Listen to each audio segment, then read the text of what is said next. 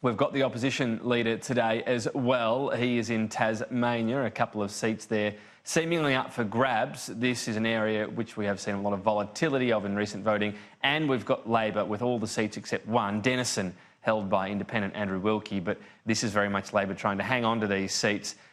Bill Shorten down in Tasmania today. He has admitted his franking credit changes are hard reforms to sell as he's targeting this seat of Braddon. That's where we find our reporter Annalise Nielsen on the campaign bus, of course, her home for the past little while now.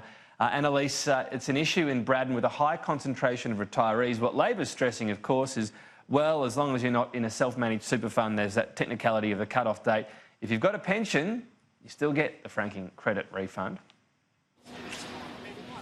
That is the difference that they're trying to emphasise, but it is a tough sell for the electorate of Braddon because there are a number of retirees here, and the survey that has been reported in The Australian does show that there is concern in the seat. It's held by a margin of just 1.7%, so it is absolutely vital that even a few thousand disgruntled voters could sway the chances for the Labor Party the other way.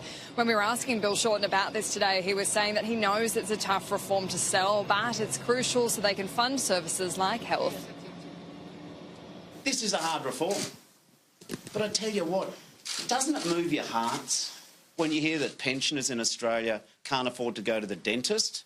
Are you worried about someone who's got their sixth investment property or complains about franking credits sitting on the back deck of their yacht? Or what about the voiceless pensioners of this country? Now, what's made this a particularly interesting issue for Braddon is the fact that the Labor candidate, Justine Key, has said that she did speak to senior ALP officials about her concerns about how it could impact the electorate here and their chances of winning the seat again at the election, but she says that her concerns were assuaded. That's why we have the pensioner guarantee. That's when we, when the policy was first announced, pensioners would come to me with their concerns about that policy, and we have the pensioner guarantee. And that's what I took to my colleagues at that time.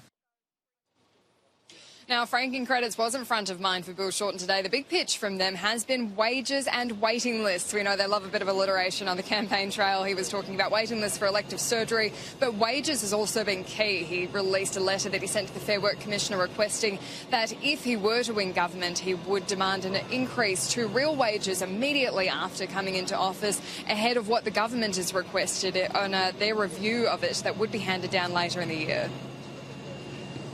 What number, how much do you want wages to rise by? Well, I've answered this question many times. That'll be up to the Fair Work Commission to determine. That will be up to the Fair Work Commission to determine. But I want to give John a slightly longer answer than that. But one number I can tell you I don't think's right is I don't think that an adult trying to make ends meet in a full-time job should be working for an hourly wage which doesn't take them out of poverty. So that was Bill Shorten there being asked to put a number on what he thinks the real wages would be, but saying it's up to the Fair Work Commission, likely to be a very key issue in the dying days of the election. And we can see it's certainly stepped up on the opposition campaign. We've ramped up from just a few events each day to more like 3 or 4. We're heading to Adelaide now as our next stop, targeting the seat of Boothby, where we've seen Scott Morrison is at the moment. And then we're finishing the day in Perth, where he's speaking at a breakfast tomorrow morning.